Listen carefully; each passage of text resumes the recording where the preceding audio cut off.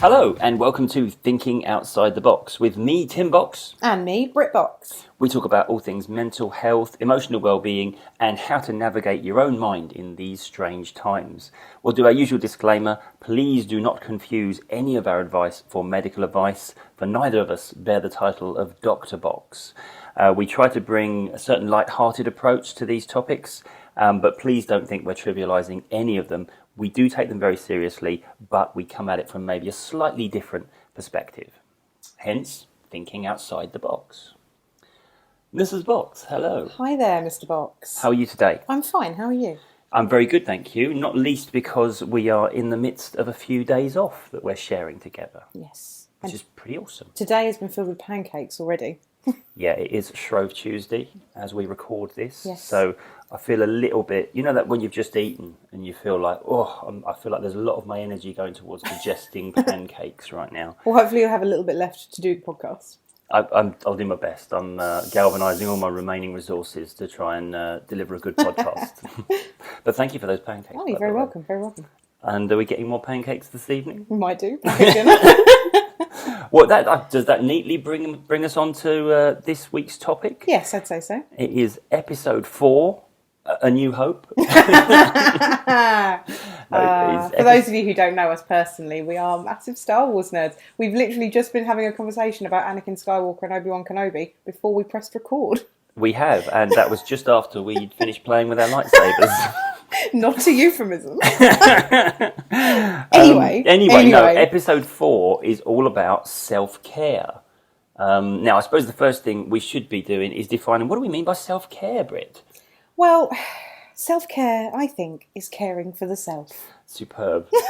Stop us if these definitions escape you or we get too technical in our description of this. It's a term that has been bandied around a lot lately, and seldom a week goes by I don't get a marketing email from a company. And this is it, it's not even just sort of health and beauty companies anymore. All kinds of companies are using the term self-care as a marketing strategy. Yes, bit of a buzz phrase. It is. And whilst I can appreciate it from a marketing point of view, I do believe that true self-care isn't just, shopping online, although I do think that's a big part of it. It isn't just pampering. Yes. Yeah. There's more to it, and I kind of feel it goes a bit more in depth than that, and that's why I wanted to talk about this subject on the podcast. Yeah, I totally agree with you. I think a lot of the time when we have stuff in the media about self-care, it is about treating yourself and kind of... It tends to put the onus on treating yourself is the only way I can think of describing it, really. And for a lot of us, that doesn't sit too comfortably. The idea of putting ourselves first above our duties to others, if that makes sense. Yeah, and I'd also argue that the term self-care has been, as I say, because it's been used in marketing, it has become quite a feminine phrase. You know, you hear the term self-care, you think, pink bubble baths, and you think, face masks and things that maybe like you, for example, wouldn't want to partake in. But I do believe that self-care is important for everybody. It's important for everyone. I totally. Whilst I wouldn't want to rule out pink bubble bath. Well, and nor should you. Exactly. Nor should you. But yeah, I totally get what you mean. I think so. The way I would describe, I'm going to tell a little brief story here about when in the early days of when I started to do my practice, my therapeutic practice. One of my early clients, in fact, sort of taught me a little bit about the attitude that a lot of people have. What was going on? She came to me to do some work. I think it was fundamentally on weight loss. She was looking to, because I was doing some of that stuff at the time, and I don't do a lot of it now. But I remember she said that she'd been a member of a gym for the last 6 months. And I said, how's that going? She said, yeah, Wednesday night is my gym night. I said, how's it going? And she said, well, I've never been. So in all the 6 months... So it turns out Wednesday night wasn't gym night. But this is the thing, it was always in the diary. It was that is my, 7 o'clock, I'm at the gym, but she never made it. And I was obviously curious to find out why. And she said, well, our family runs a business. I've got 2 kids. Things come up. There's other things that take precedence over this. But interestingly enough, she'd already told me about one of her kids, a son, I think, was a goalkeeper. He played football and he played in goal, and he was a bit of a child prodigy by all accounts, and he'd already been signed to the youth team of one of the top London clubs. I wish I could remember which club it was. However, it might be a bit divisive if I did state it. But anyway, so Tuesdays and Thursdays, every evening they had to drive him to London. And for those of you who don't know, we're in the southeast of England, so it's about an hour and a half probably journey into the centre of London at that time to get him to his soccer training. Okay, see, I've used the term soccer there in case we have American listeners. And anyway, so I said, well, okay, you mentioned you've got busy life, family, business, that sort of thing. What happens when something comes up and you can't get him to his training? And she was like, oh, no, we always get him there. That takes precedence over everything. And I said to her, well, look, can you see how you can make the time if you regard it as something that's worth prioritising? And I think that for me is fundamentally what I think an unhealthy proportion of the populace are doing. They're sacrificing their own personal goals and their personal well-being and self-care for other people. Yes. Their goals and their kind of their needs, if that makes sense. Yeah, I think that could stem from, to focus on yourself. We get taught from a very early age. I mean, I don't necessarily think I was taught it that inherently, but we get taught from an early age.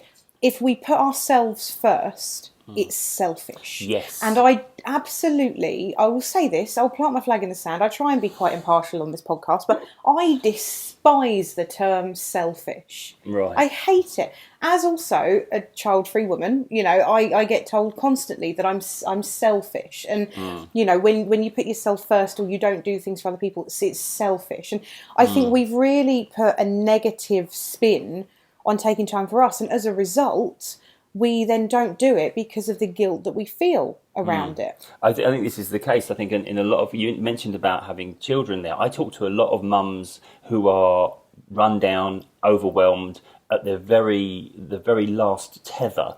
And a lot of it is because, you would sacrifice your life to save your child's life. Yeah. I get that. And I think that's absolutely, I feel the same about you, in fact. But it doesn't mean sacrificing everything in your life for everything in their life. Yeah. And there's a fundamental distinction there, because as soon as we sacrifice our own well-being to the point where we don't even now indulge in things that are just for us, then that is the path to destruction. There's no doubt about it. That will end badly. You won't be able to care for your child because you won't be around to care for them, if we take it to the nth degree there, And it's not, I think it's not just people who have children as well. It's people who we know people who look after their grandparents. We know people that, that live with their parents and look after them. As soon as there's somebody else in the frame that you feel that they need your attention, which is obviously, very honourable and a great thing to do. But when you then stop putting your needs at the top, I mean, it's that famous saying, isn't it? You can't pour from an empty cup. Exactly. You have to make sure you've got what you need first before you can help anyone. Otherwise, you're no good to anybody. Absolutely. I had a client once who was talking about this very thing, where they were saying, I know all of that. I've been told all of that. You've got to look after yourself, otherwise you can't look after anyone else. But she said, I just struggle to put myself top of the list over everyone else. And I kind of encouraged her to think of it differently. Rather than thinking about you being on that list somewhere, be it at the top, in the middle, or at the bottom, you're not on the list. You are the paper that the list is written on. Oh, nice. Without you, there is no list. Without you, nobody gets the care that you want to dish out. Absolutely. It's like that thing, whereas even if we were to accept our role on this planet is as a machine that cares for other people, even if we were to accept that, which, by the way, we shouldn't, even if we did, the first duty is to make sure the machine keeps working. Otherwise, it can't do its job. So it's that thing where, and I think as well, it's worth thinking, well, where do we think these ideas come from then, that we should sacrifice ourselves to look after other people? As I say, I think it's from a very early age when we get taught that being selfish is bad, And don't get me wrong, I'm not talking about when you're 5 years old and you won't share your toys at the playgroup, and absolutely, share. And I am a sort of person that would try and share.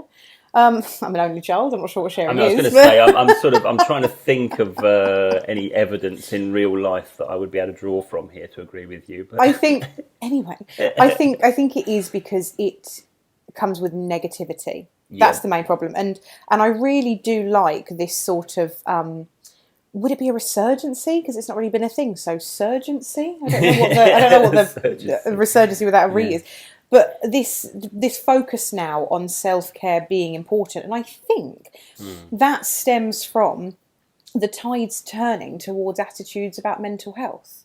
Yes. Because we very much know that when we're at a low ebb, when we're tired, I mean, me, I've got my three pain points. If I'm tired, if I'm hungry, or if I'm mildly inconvenienced. Mildly inconvenienced, that's the big player there, I feel. And if we're tired, if we're at a low ebb, then nothing feels good in the world. And then as a result, any mental health issues that we tend to suffer will then feel exasperated. I when I'm feeling that way, I have what I like to call a me-evening, which is a me evening. I'm still trying to make it a thing. I'm not sure if Hashtag me-evening. Desperately trying to make me-evening a movement, but I don't think anyone's behind me. Didn't print enough pamphlets. But what is that? So for me personally, self-care can look like very different things depending on what mood I'm in. I do not think that there is a one-size-fits-all approach for self-care, because totally. what works for some may not work for others, may not be able to work for others, might not be an option for some people. Yes. I know I have a friend that her version of self-care is spending an hour in the gym.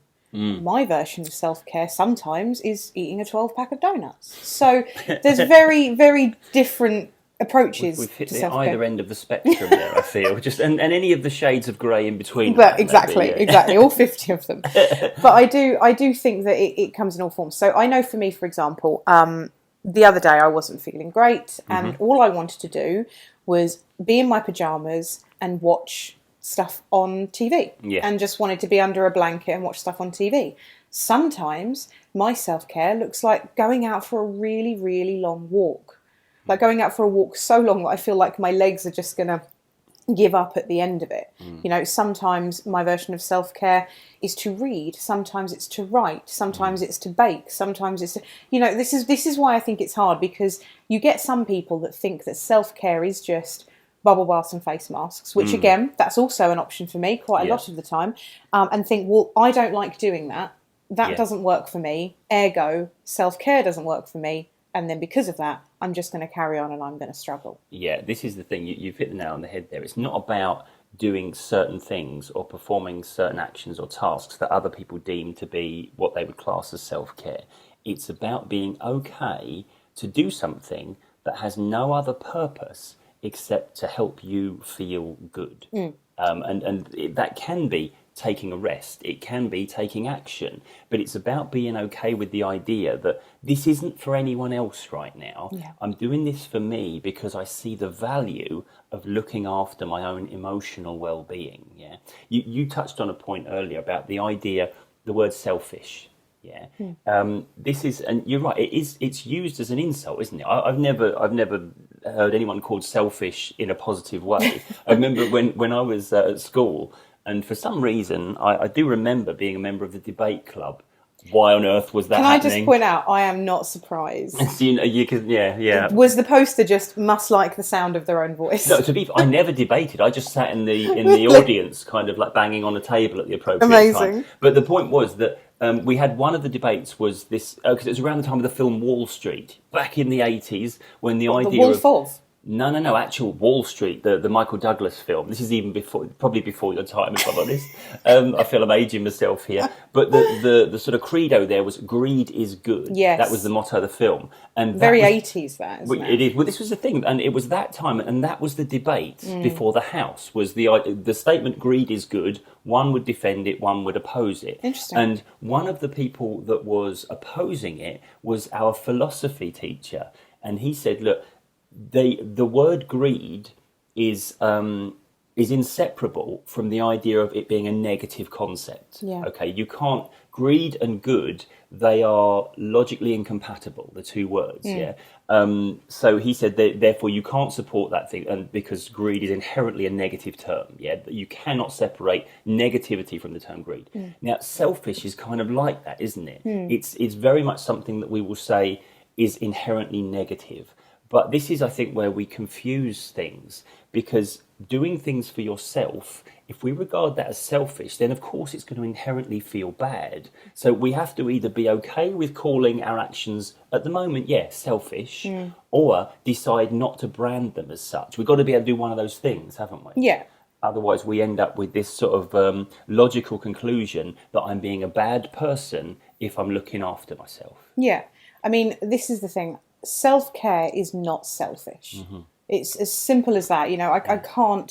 I can't state it in simpler terms than that. And I think the problem is as well, it's not just selfish that we attribute to self-care, but sometimes, especially if you're tired and your version of self-care is just to sit and do nothing, we can sometimes think the other word that I absolutely hate as well, but lazy. Yeah. We can feel lazy, and laziness isn't a thing. We both have had this conversation. We don't agree that laziness is a thing. It's either stuff you're motivated to do or stuff you're not motivated to do. It's as simple as that. And it took me a really long time. And in fact, I'm still struggling with it. That how many times do I say to you, would you think I was lazy if I put my pajamas on? I say it to you on a regular basis because we think that just sitting around all day is lazy, when sometimes doing nothing is exactly what you should be doing.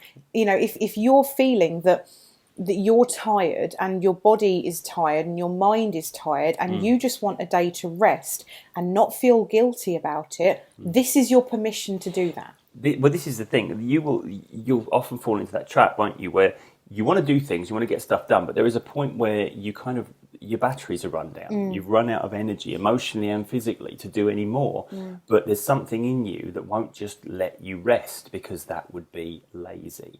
And I totally agree with what you're saying, though. I don't think lazy is a thing. There's either I have found my passion and it drives me forward and gives me fuel and energy. I used to think I was lazy. When back in the day when I was a plumber, I displayed all of the characteristics of a lazy person. I would arrive to work late, I would try and do as little work as possible, and I would try and leave early. Apologies for the people who remember me as a plumber, and if I've been in your house doing plumbing, no, it didn't need to take that long, I apologise. But the point is, it wasn't that I was a lazy person. Now that I'm working with people, and I'm helping them get over, anxiety issues and things like that, as you would, I'm sure, testify, I have kind of limitless energy for this stuff, and I will work incredibly hard.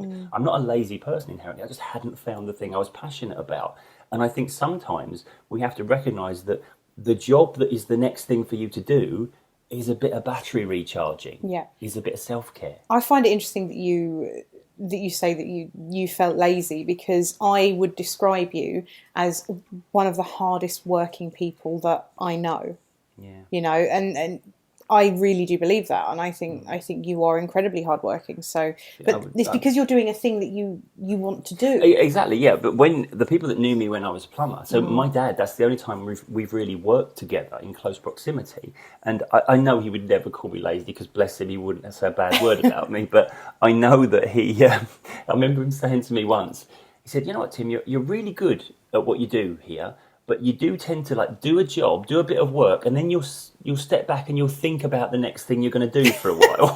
I mean, you do still do that. I feel it might be a characteristic, to be fair, and it wasn't just because I was a thoughtful individual. It was mainly because I didn't want to do the next thing. Yes. Yeah. But again, this is the thing that we've got to think about here. When we say selfish, okay.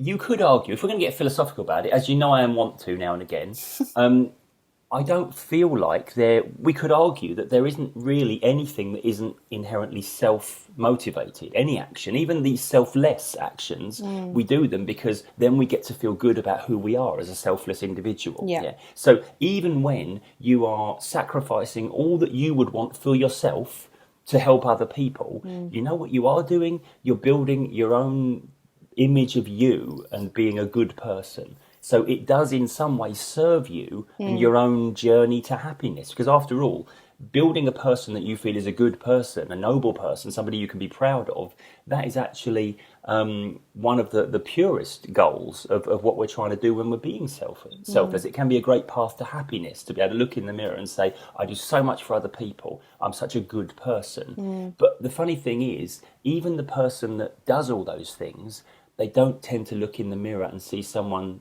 they're really proud of, because that's kind of why they're doing all this stuff, because something in them is saying, I need to justify my existence because me just being me isn't enough. Yeah, and that's really sad. That's really sad that we feel that way. It's almost as if we fight with self-care because we feel like we aren't worthy of it. Yeah. We feel like we aren't deserving of just spending the time on us when we absolutely are. You know, life is hard. And, you know, if you're listening to this in 2021 or the subsequent years, we're in a global pandemic. If there was ever a time for self-care, it's now. Yeah. And a lot of the people who can't engage in the things they would normally engage with, and that's most of us on some level, it in some way challenges our being and who we are. And So 2 things that I do for me that make me feel good are I do aerial sports, and I like to lift heavy things and put them back down again. yes. Weightlifting. I cannot do either of those things right now. No. And I have struggled mentally and physically because I'm unable to do the things that I consider to be some of my highest forms of self-care. Yeah. So I have had to look elsewhere.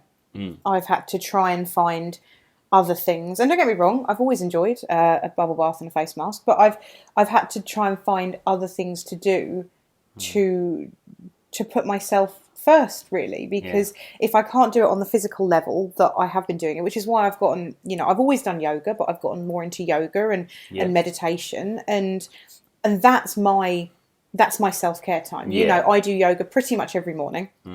Some days I miss it if we go out for a walk or something, but most days I will do yoga. Most days I will start the day with a bit of meditation and a bit of looking inward, and I find that really, really helps me. So I think one of the reasons I wanted to talk about this was because I know, just from interactions with people I've had that I speak to and follow on social media, that everyone at the moment is at a low ebb. Everyone's batteries are running on empty because of, like we said in episode 2 about the lockdown, we're having to do all of the not fun stuff in life still. We still have to go to work. We still have to, you know, pay bills. We still have to do this. But we don't have any of the fun stuff at the moment. So we don't get holidays, because holidays are absolutely a form of self-care.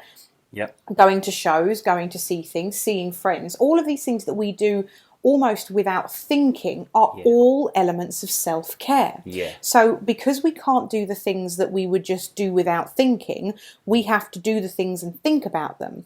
And it's the putting it in place that people are finding difficult, because what they don't realise is they were doing acts of self-care all along. Yeah. But because those things aren't there, and then you get people saying, why do I feel rubbish? Well, it's because everything you enjoy, you're not doing at the moment. And this is the thing, a lot of the things, so we've still got access to the, I don't know, eating nice things and watching TV and taking in media and stuff like that. We've still got access to our social media and our phones. But the thing that we haven't got maybe so readily available is the stuff that we do self-care wise that is kind of personal development type stuff. So you described your aerial stuff and your weightlifting stuff, which is things that really make you feel good about who you are. You know, when you're showing me a photo of a move that you've got on the hoop or the pole, or you're showing me, you know, a video of you lifting something massive, you know, then it's like that's a real moment of pride. Yeah. And I think this is the thing we got to realise is the stuff that we might normally engage in, not just the I'm going to spend a bit of time just doing nothing, but the stuff that makes us feel really good about who we are.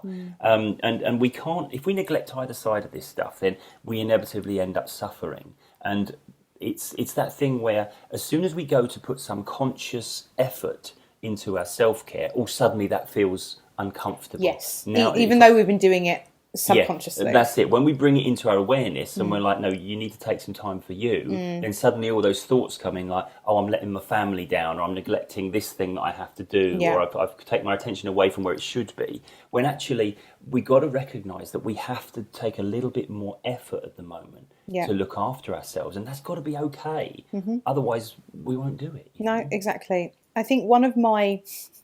I know we're going to sort of go on to talk about sort of top tips and things like that, but one thing that I think is paramount for self-care is the power of saying no. Oh, yes. I love this. So, funnily enough, years ago there was a book, then a subsequent film out that I read. I actually met a lot of friends through Yes Man. Oh, yeah, do you remember? Yeah, I do. Where it was like Danny Wallace, and he spent a year, I think it was a year, I can't remember now, I'd read the book a very long time ago, just saying yes to everything, and how many opportunities that opened up to him. And, you get the famous quote from Richard Branson, I believe it is, that was, say yes and figure out how to do it later. There's always been this big push to say yes to everything, say yes to life, and whilst, don't get me wrong, me, I take part.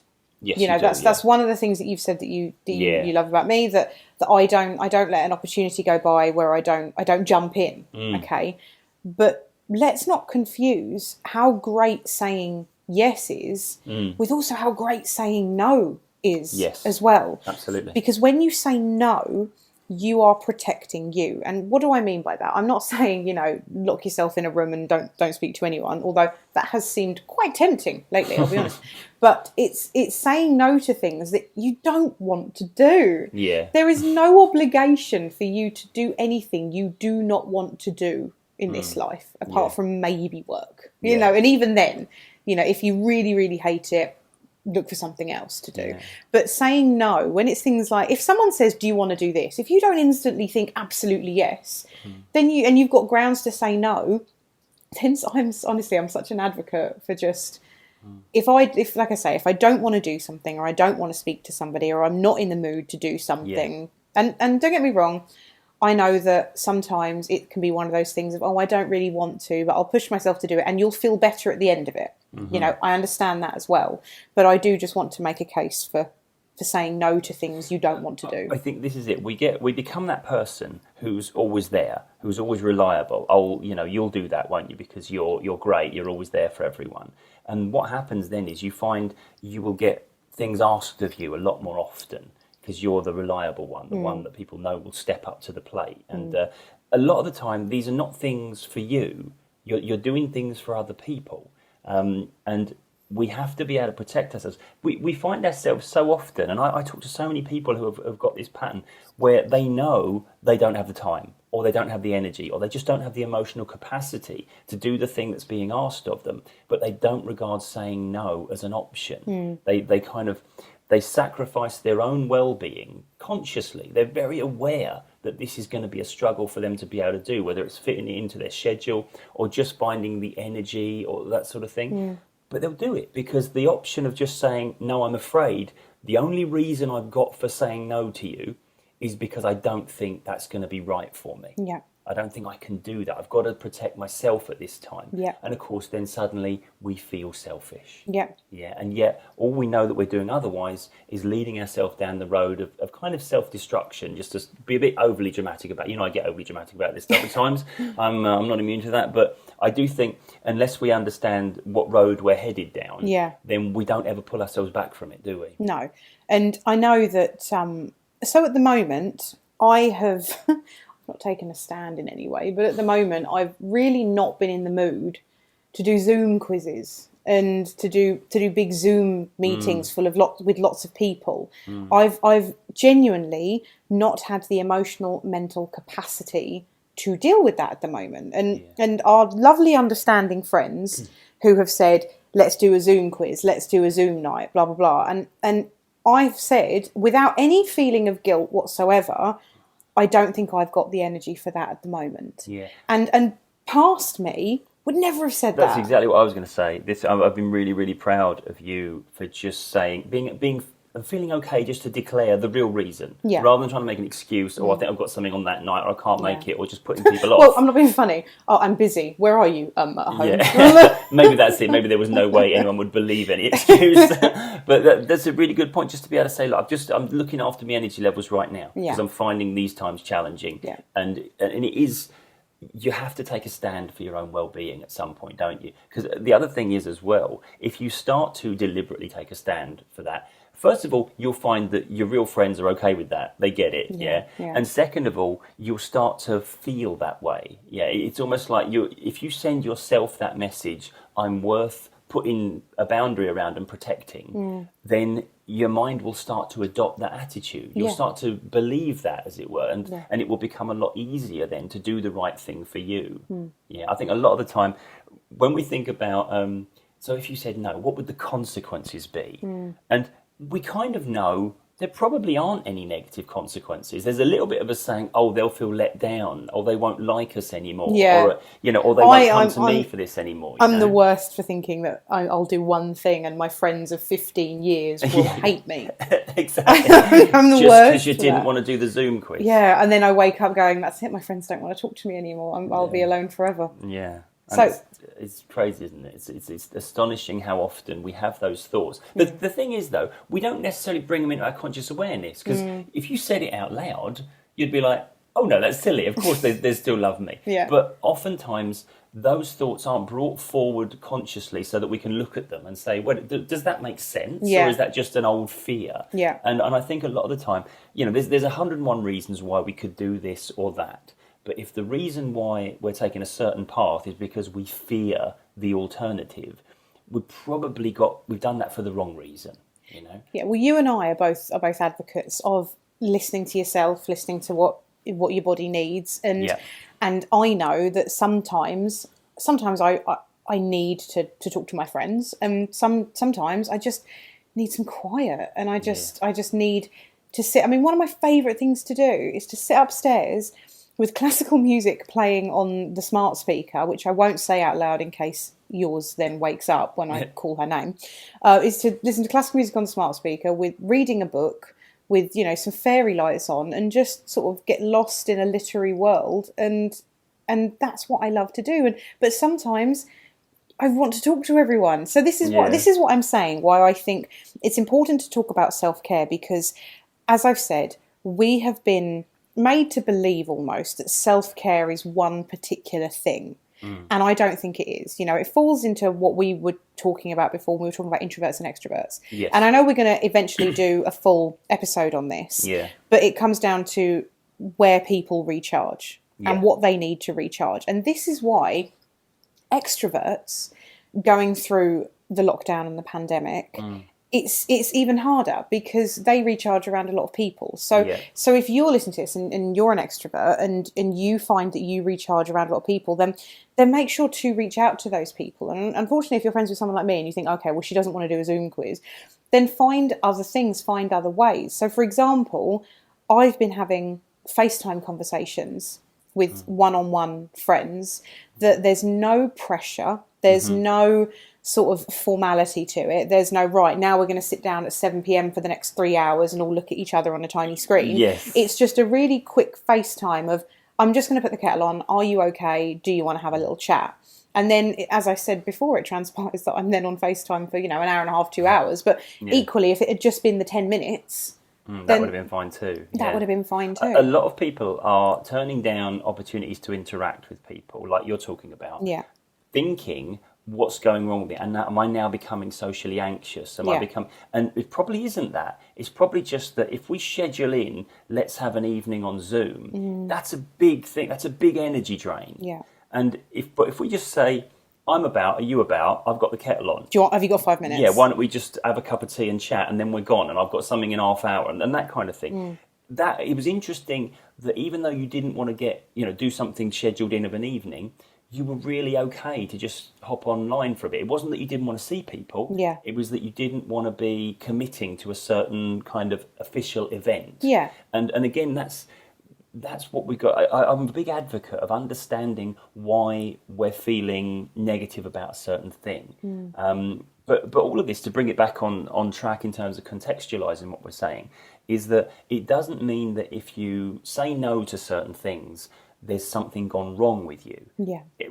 Say no to things, but understand what it is that challenges you about it, so that there may be other things that would look after you or would be generatively quite good for you that don't mean doing the thing that you just said no to. It's about working out what's going to drain me too much, what's going to be too much for me, and what do I want to do to protect myself, but then what do I feel I do have the capacity for, what's going to help me feel good about me, if that makes sense. And I feel that this advice would be the advice I would give to someone even if we weren't nearly a year into a global pandemic. It's just where we are currently has highlighted how low energy we all feel. It's that thing of we're not thriving at the moment, we're existing. Yeah. And for some people, existing is taking up their full battery capacity. Yeah. You know, so it's harder to even then schedule in self-care. But when it feels hard to schedule in self-care, that is when you need it the most. Absolutely. And I think, we're talking about downtime a little bit here. We're talking about deliberately checking out of what's going on in your life and switching off. There's a lot of emphasis put on sleep, and I feel like we'll do an episode on sleep and how to manage that best. We'll try not to make it too boring. But downtime is really what we're talking about here. Sometimes, and this isn't like, okay, so sit down and have a cup of tea. If you're going to sit down and have a cup of tea, stay on your social media or continue to think about all the things that are draining you emotionally until to continue to solve puzzles and problems. That isn't downtime. No. That's just sitting somewhere else to do the things that go you into normally... a different room. Yeah, you've got to be able to say, it's okay for me right now to sit down and completely clear my thoughts. There's nothing for me to do, no jobs to take care of, there's no puzzles to solve. This is time for me. And I say this because it's probably the sort of self-care that most people don't grant themselves. Just the ability and the permission to say, I am doing nothing generative right now. I'm not doing any jobs, I'm not doing any tasks, I'm not even trying to sort out the puzzles in my mind, in my life. I'm just going to take some time where everything up here in my head can just be quiet and calm. It's funny you should say that. So the yoga that I do, it's Yoga with Adrian on YouTube, just a little plug because I think she's great. But at the end, when we come to sort of the final bit of it, normally we're just lying down, closing the practice. And she says it on nearly every one, and that's what it just made me think of. Give yourself permission to just lay here and do absolutely nothing for the next few minutes. Yeah. Because we don't, it's very much, right, done that, now on to the next thing, on to the next thing, on to the next thing. And then before we know it, we're exhausted. Yeah, absolutely. Well, this is the problem, just to touch on sleep for a minute. The reason people don't sleep is because they've got busy minds, and then rather than shutting down their mind and stopping thinking about stuff, they think about stuff hoping to drop off to sleep. Or maybe they try to drop off to sleep. Just say you're talking about me and move on. Well, because I'm fed up with this. I don't want to point the finger, but seriously, I mean, I may well be talking about you without realising it here. But I'm talking about people. I'm talking about human beings, The thing that I'm always saying to people is that if you can calm your mind and stop it thinking about things, you know what naturally happens when you're tired and your mind stops being busy? You doze off to sleep. You say you're talking about human beings. You can literally fall asleep in the middle of your own sentence. My sentences are not that engaging. I've got to be honest. So we decided to start a podcast. There is a point where my sentences, put me to sleep. I've got to say. You fell asleep while we were watching something, and then you woke up and went, "What happened? I missed that bit." It's like, I would love your ability to just fall asleep as quickly as you do. I tell you what, it would be weird, wouldn't it, if after all these years, for a couple of years I was a sleep expert at Harley Street. Yeah, it would be weird if I didn't actually know how to get myself to drop off to sleep. Yeah. But it's not about I'm going to do my magic trick of falling to sleep now. It looks magic. Well, I tell you what though, all the places where I fall asleep, so on the sofa, in bed, that sort of thing. They're places where I know I'm not thinking about anything of importance, They're places where I know I'm not doing any work now. I'm not thinking about what I'm going to do tomorrow. I'm not thinking about what I did today. So those are places where my mind is still, And the only thing my mind is focused on is whatever you're saying or whatever's on the TV screen in front of us, things like that. So it's not like I've got any tasks to perform, because a long time ago, I worked out that I need to compartmentalise where I'm busy and where I'm not busy. So I think, you make a good point. The ability to drop off to sleep. I'm not good at sleeping. I'm really good at stopping thinking about everything, though. And that's what we've got to do. And it doesn't mean I don't get stuff done. No. It probably means I'm better at getting stuff done when it's time to get stuff done, Well, we will be doing a full episode on sleep involving counting sheep. Yeah, exactly, And your favourite kind of pyjamas. Yeah, well, okay, that's fair enough. We're talking pyjamas as well, are we? Yeah. Okay, so we will do a proper episode on sleep, but that's just touching on it there. But there is one more thing in particular, before we go through our, thoughts and ideas, just top tips for self-care.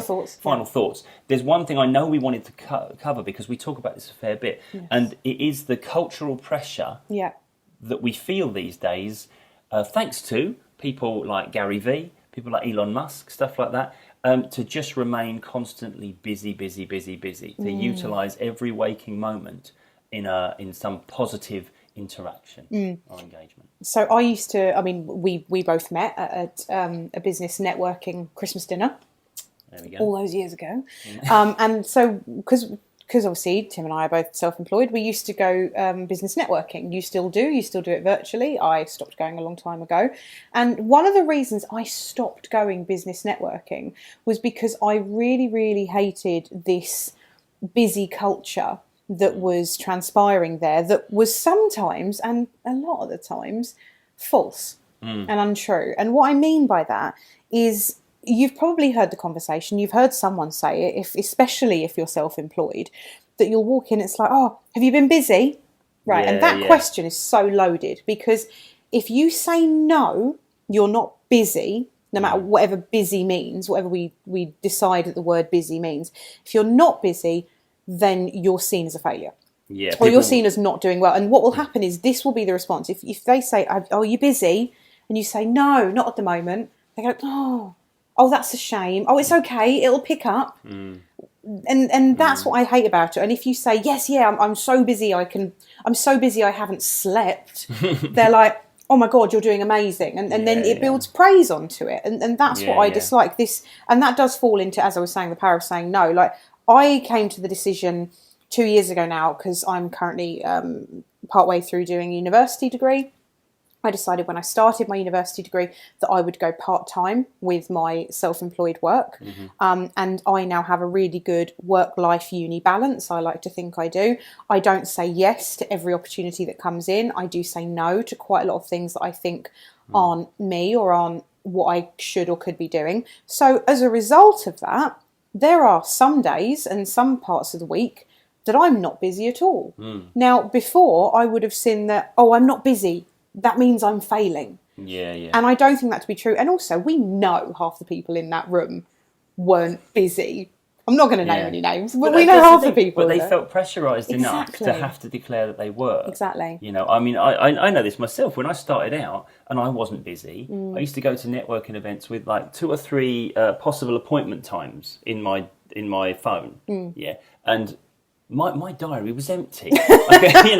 All the appointment times were free, but I just dotted 2 or 3 throughout the week. So these are the ones I've got left right now. So if you know Tim from early networking and he offered you, he actually had the whole week free. To be fair, so I'm a member of a business group right now, and it's funny, we had this conversation just the other day that this whole idea of being busy to the point of no longer looking after yourself, it's toxic. Yes. Yeah, and we said that we should be calling ourselves like the not busy business network, because our aim is to not be busy. I don't want to die with a full frickin' diary of everything that I've got to do. Well, because then I would have to take it over, and I'm not interested in that. I want to die with, on the beach. Yeah. And it's not about being busy. Being successful isn't about being busy. Yes. And I know there's people in business circles who are talking about, if you're not using every waking moment to advance your business, then you're doing the wrong thing. And it's like, well, hang on. Because I see a lot of people with things like,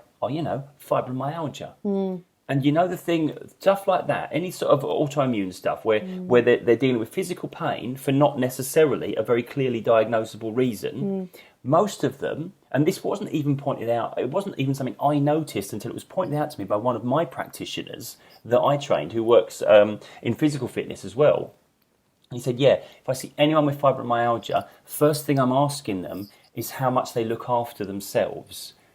And like putting themselves first. Exactly. Yeah. They've all got the attitude of, I keep going, I do all this for everyone else. They're normally caring for so many people in their life, and they don't allow themselves to stop. That they're running themselves into the ground. Their body is literally breaking down as a result of it. So you might look up to the people who kind of worship the busy culture idea, and they sort of, worship at the altar hustle, of busy. hustle culture, the hustle isn't it? culture, yeah. Everything's got to be a hustle or a side hustle or something to make money or something to do that. But this is the thing. Talk to them about their long-term physical ailments. Yeah. And that will tell the story, because there's a difference between being busy and being happy. And I think it's important that we recognise that the job of looking after our physical and emotional well-being, that's as important as anything you could keep yourself busy with. Yes. And look, I get it. I get that there's times when we don't feel good enough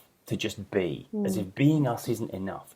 But we've got to take away this idea that we in some way conditionally love ourselves. I have to win my own care by being good enough, by doing enough for other people to earn my own love and my own self-care. That's your care for yourself should be unconditional. I'd like to say as well, before we sort of go into our top tips, we aren't saying stay in bed all day, every day, do nothing, live in the bath. No, absolutely not. We're not saying that. We're not saying that because, too much of anything.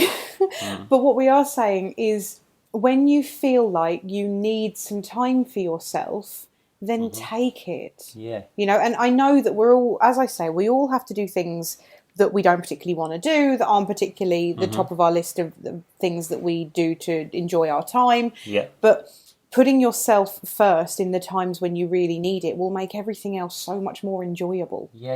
And sometimes, I totally accept that doing the work is what you're really enjoying right now. Yeah, that's fine as well. Yeah. I you know this about me, don't you, Britt? That I don't consider my work to be a chore or a labour, because I love what I do. And hopefully we're all doing jobs that in some way there's aspects of it that we love, and we don't, it almost isn't like we're draining ourselves, because we feel like we're almost refuelling as we go because we enjoy it so much. But speaking as someone who was an admin assistant for the council for quite a long time, sometimes we're doing jobs that we really don't want to be doing and aren't fueling us. Exactly, but this is it. It's about looking after ourselves, because only we really know what we need as well. I think our own personal perspective on this is important, but we've got to listen to that part of us, because if we don't, it can lead to a dark place.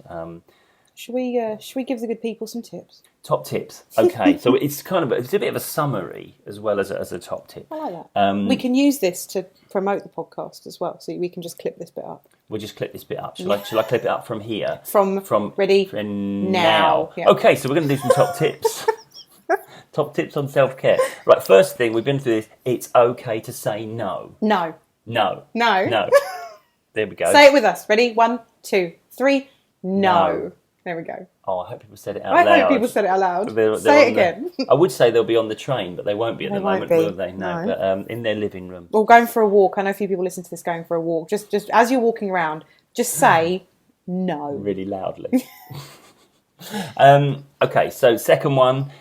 Only you know what you need. So make sure you're listening to your own needs. Absolutely. And taking action on those thoughts as well in terms of what you need. Fairly basic. We don't want to elaborate on that, do we? No, that's... No. Okay. No, do listen, Yeah. because you do find that, for example, just very quickly, but like I sometimes get headaches. And sometimes when I've got a headache, and I go, okay, what do I need? And then I realise I haven't drunk much water today. I haven't eaten much today. I've been looking at my screen for a bit long. I've not worn my glasses when I've been typing.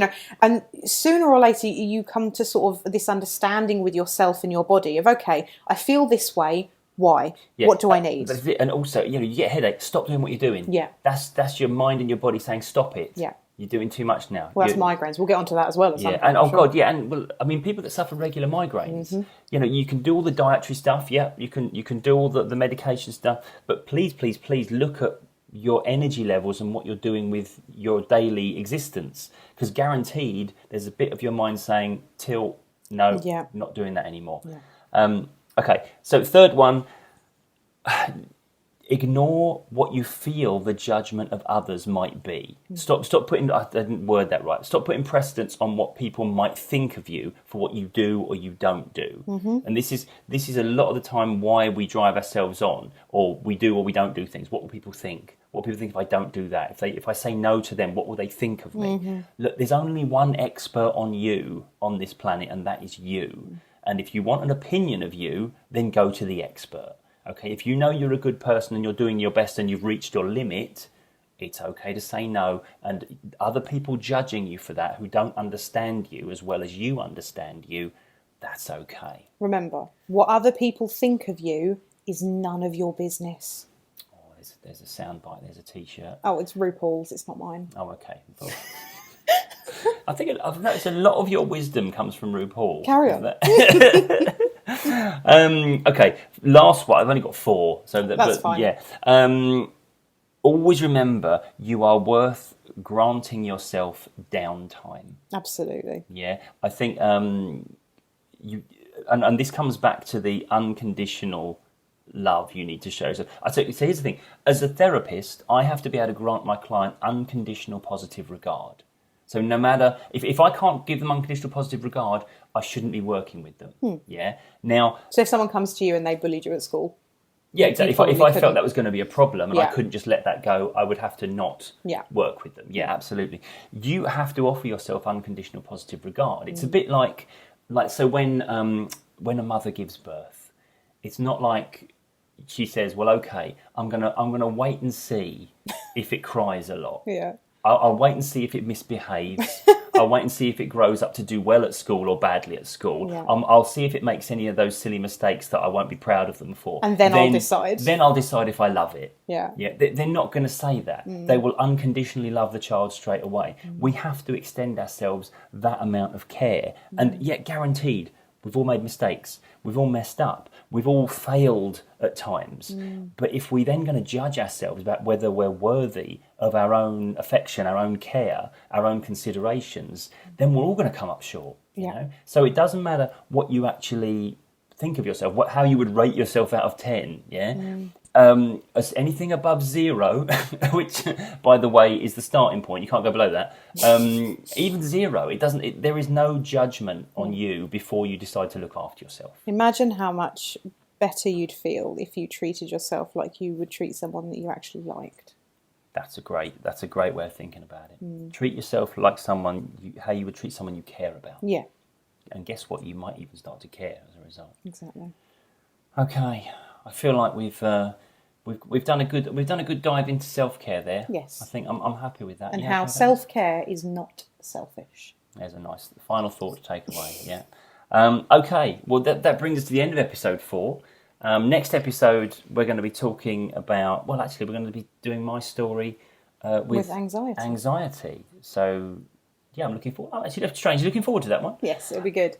You can come find us on social media. You can find me on Instagram at BrittMarieBox, and you can find Tim on Instagram as well at TimBoxMindCoach. Absolutely, and please check out my YouTube channel, which is TimBoxMindCoach, where I talk about a lot of these subjects as well. And also, we put up little snippets from the podcasts and maybe some little extra bits that you don't hear on this bit as well. We do as well. So thank you so much for listening. Honestly, when we started this, we thought, you know what? If a few people and my friend Kira listen to this, then we'll be happy with that. And it turns out so many of you are listening. When I go and check the stats, I'm overwhelmed at just how many of you are tuning into this. So we are both very, very touched. Thank you so much from the bottom of our hearts. We're going to continue doing these for you. We hope that they're helpful. We hope that they help you. So thank you again for listening. And remember, do something nice for you today. Yeah, and if you know what would be nice for you, I feel like you'd feel great about yourself if you went onto whatever podcast platform you're listening to this on, left a little review, said a few comments about how much you'd enjoyed it. I was trying to leave it with something nice, and Tim's gone straight for the promotion. What could be nicer? Brilliant. Thank you very much, guys. Thank you, everyone. We'll see you soon. Keep thinking outside the box. Very nice. Bye. Bye.